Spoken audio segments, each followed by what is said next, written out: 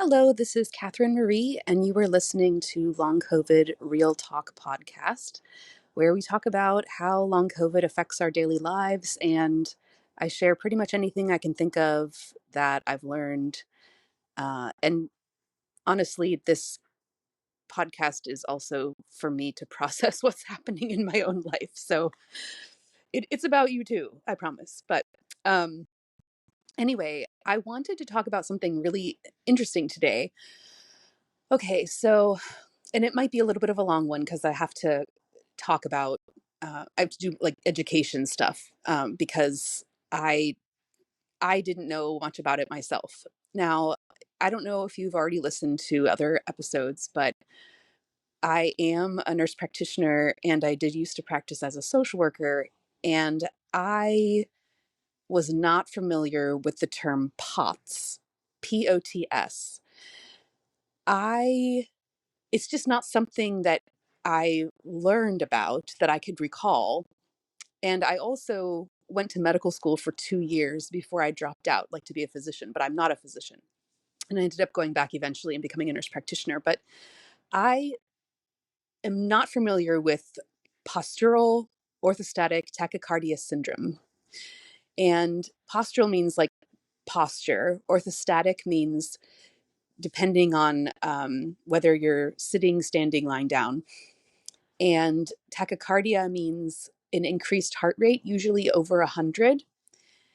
And syndrome is a collection of um, symptoms that occur during a certain syndrome, I guess. So, POTS. Okay, I've been hearing about POTS for a long time.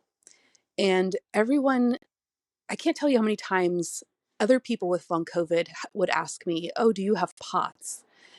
And I honestly was just thinking, I don't know, and I don't care because I know I have long COVID, and long COVID is a bunch of things, and POTS very well could be one of them.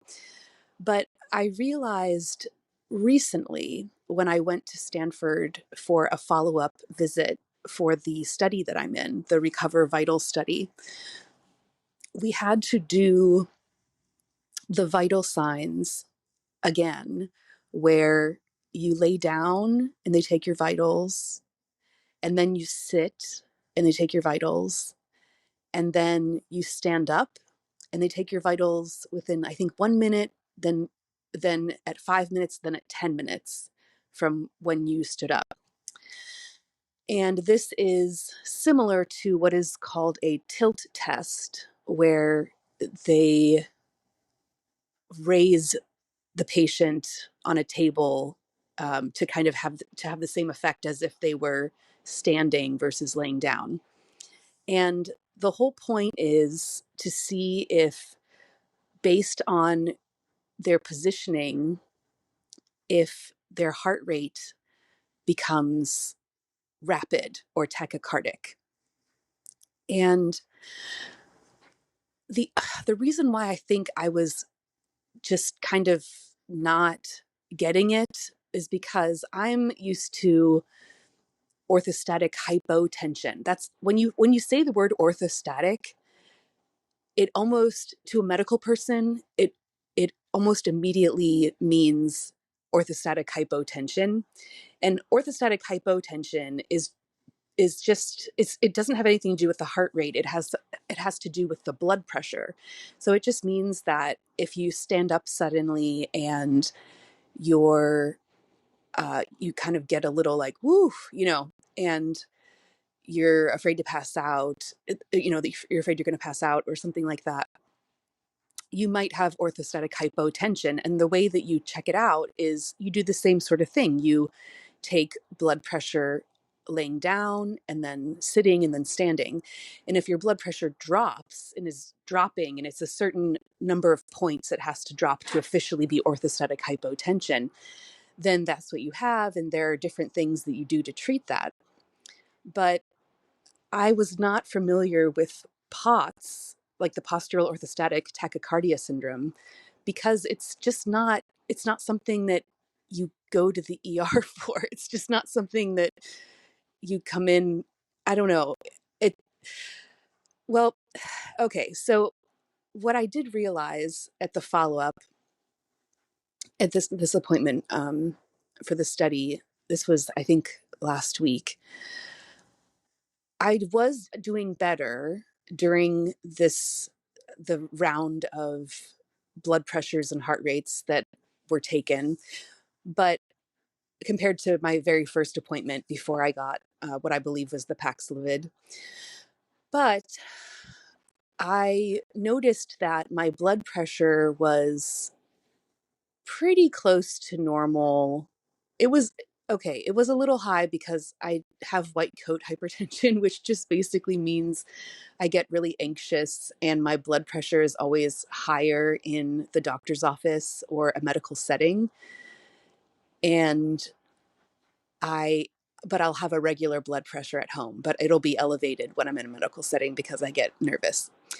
Okay, so that aside, my blood pressure was a little high, but it was not insane when I was laying down.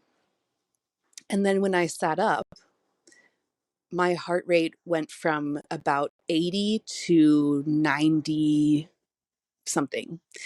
And then when I stood up, it went to, the mid 90s. And then I would say after 10 minutes of standing, my blood pressure it kept going up as well as the heart rate. And my blood pressure was, I believe, 160 over 115, which is pretty dang high, especially the diastolic or the lower number.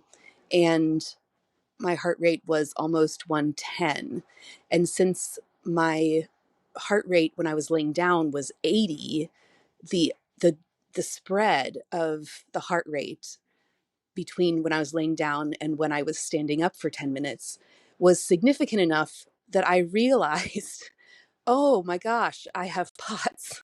And I only put it together because I was listening to, I think it was a physician doing a talk on some of the top medical conditions that appear mostly in women and aren't well known or something to that effect. And in this thing that I wish I had written it down so I could cite it appropriately, but it was a physician saying that uh, I believe it's 5 to 1 women get it over men. And let me go through. Um, okay, so let me go through the definition one more time because I'm looking right now at the Cleveland Clinic's website. Okay, so postural orthostatic tachycardia syndrome is a condition that causes your heart to beat faster than normal when you transition from sitting or lying down to standing up. It's a type of orthostatic intolerance. So your body its job, one of its many jobs, is to maintain homeostasis and to there's like it just to keep your body working properly. And when it doesn't do that, and your temperature goes higher, your heart rate goes higher, whatever, then that's a sign of dysautonomia.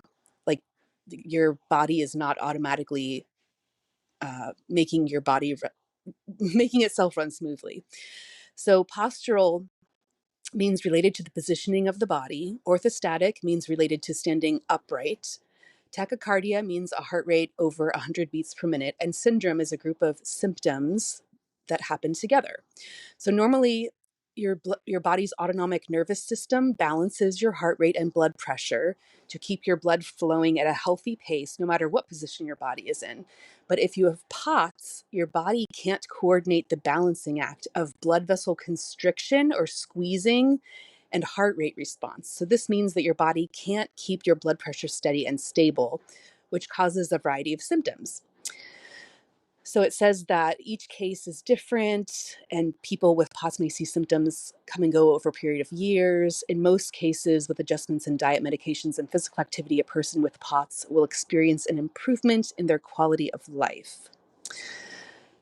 Okay, so I was thinking, okay, what does this have to do with long COVID and why?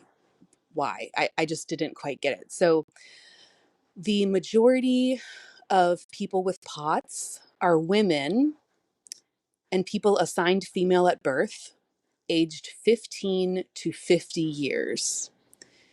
But men and people assigned male at birth can also have POTS.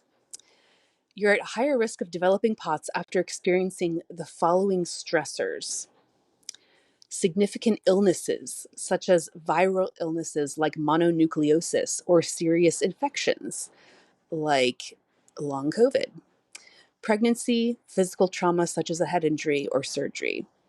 Also, people who have autoimmune conditions are more likely to develop POTS. It's pretty common. It affects 1 to 3 million people in the United States.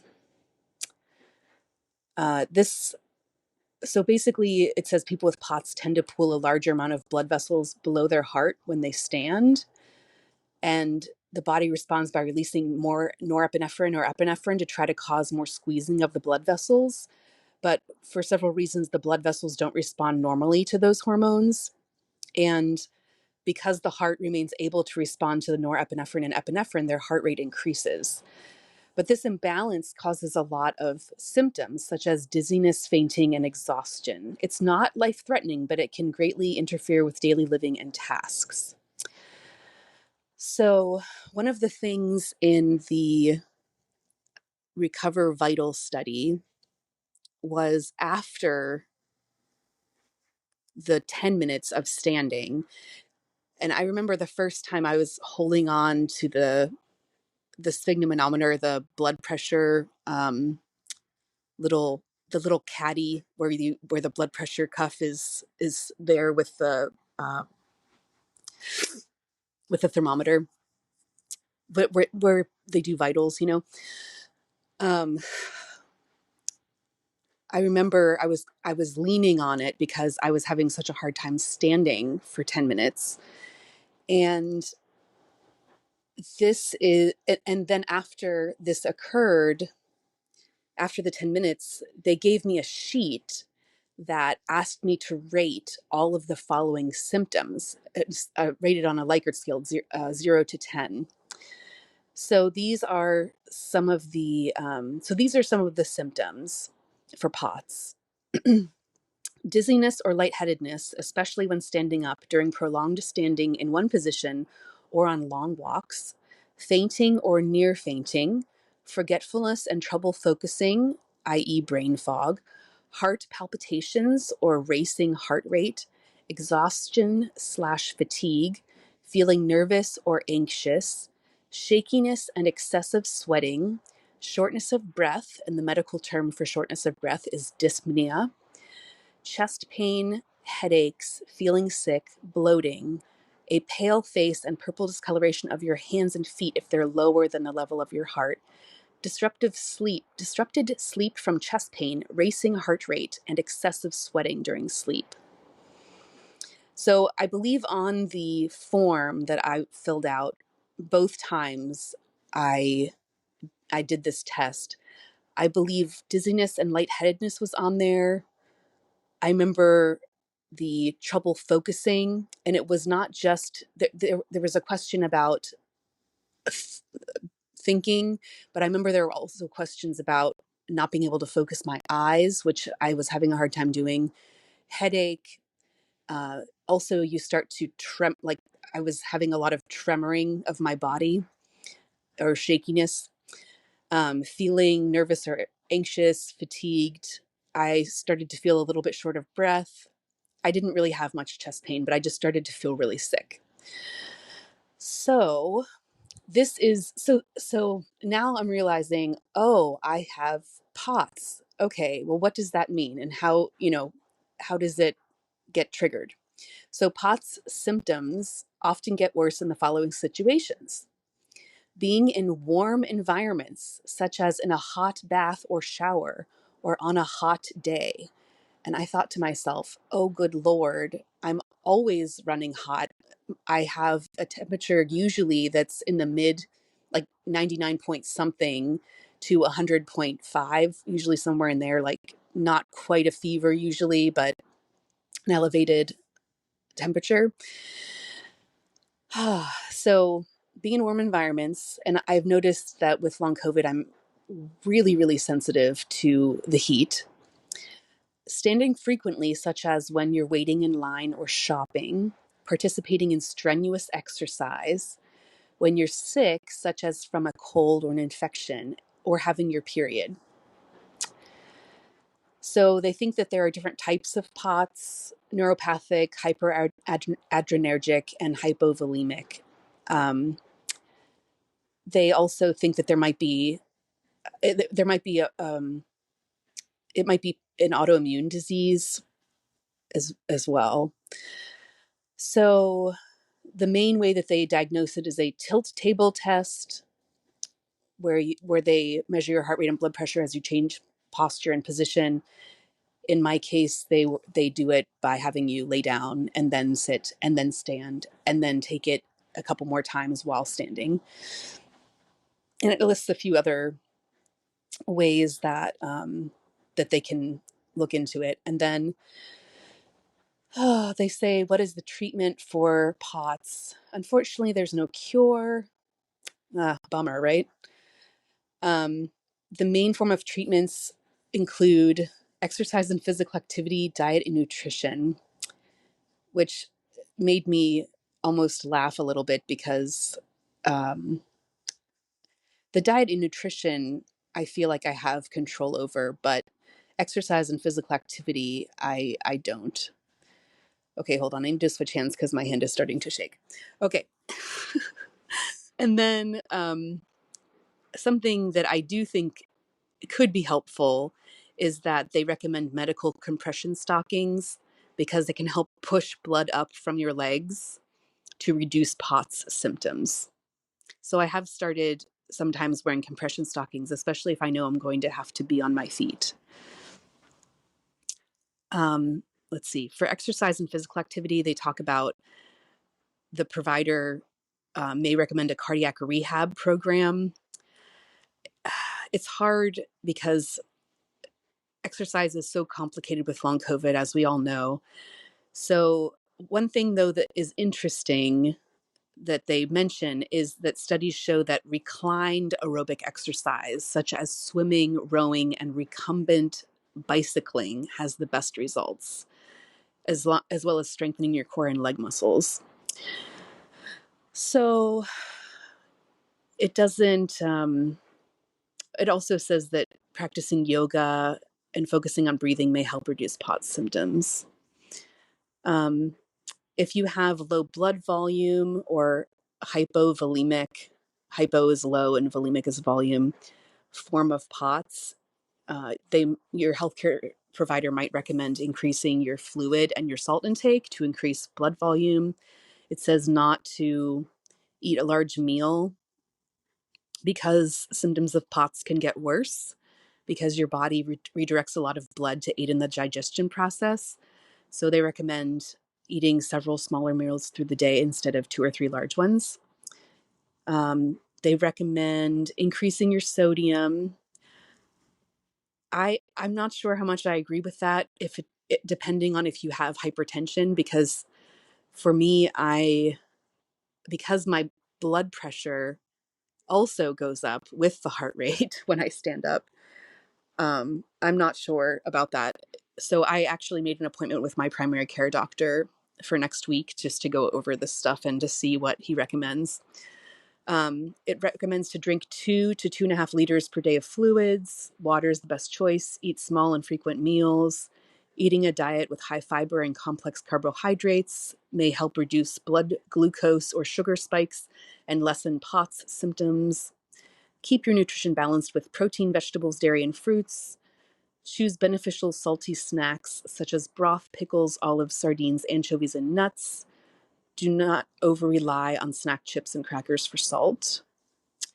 And plan grocery store shopping using a list to make sure you pick up healthy food choices and POTS care, parentheses, hydration and salty supplements. If you have low stamina, as a lot of us do, have someone help you shop and carry and put away your groceries. Or you can be like me and almost never set foot in a store and instead use Instacart or DoorDash. And then all you have to do is drag the bags inside your house and then slowly put them away over time. They go over different medications that they can put you on. Uh, Basically, like some of them are heart medications and some of them are like a steroid. Um, but let's see, it says that you can also, it says POTS can disrupt your sleep. They recommend raising the head of your bed 6 to 10 inches to help alleviate POTS symptoms. And the entire bed must be at an angle. Make sure the temperature is ideal in your bedroom. Try to maintain a typical sleep schedule.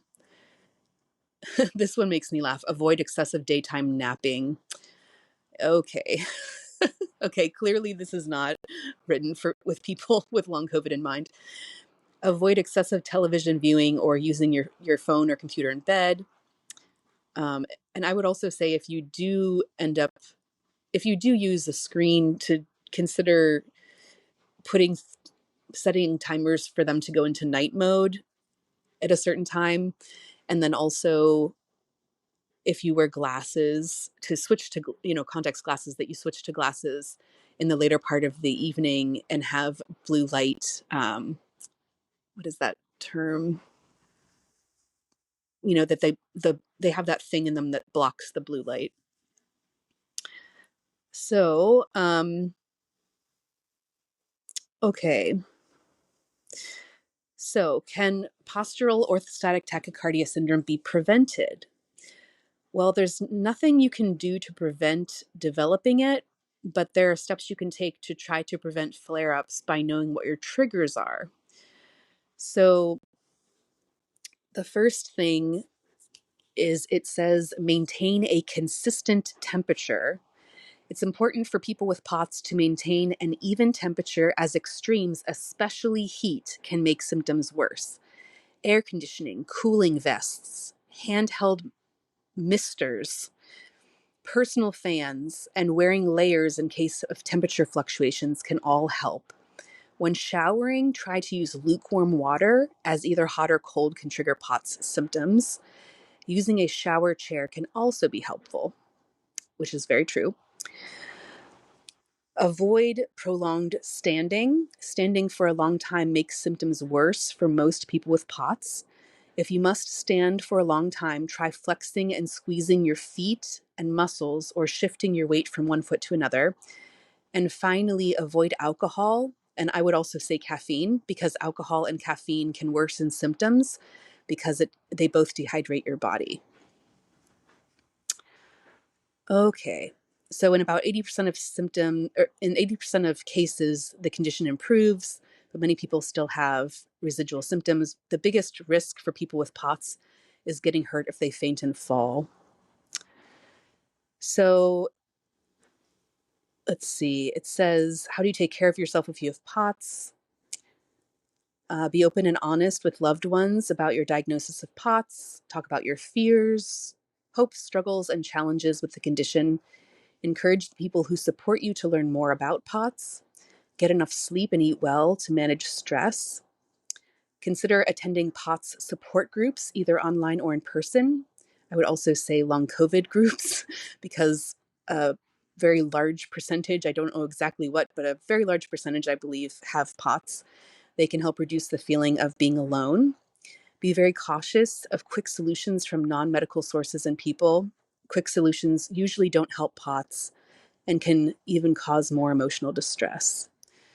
Consider counseling or psychotherapy to help you learn to cope with a chronic health condition. Counseling may help manage other coexisting mental health conditions that may negatively influence POTS. Meditate or take even just a few minutes of a timeout to help reduce some of your POTS symptoms. And emotions can have a significant influence on your daily life and health. Identifying them can be useful if you're talking with a counselor or a POTS support group. So I think that is everything on POTS. So it is embarrassing for me to admit, but I've learned a lot about POTS just within the last week. I wanted to share it with you. I know this has been a really long episode. Thank you for bearing with me. And hopefully, if you were not sure if you have it, you are sure now if you have it or not, or at least know how to find out. And then if you do have it, you have some ideas for how to follow up. And I recommend talking to your primary care provider as your first line because they know you best and they will know how to help and if you need referrals or if they can manage it. So that is all for now. Thank you for listening. Hope you have a great night. And the best is yet to come. That's the mantra I decided to start saying today. The best is yet to come. All right, take care. Good night.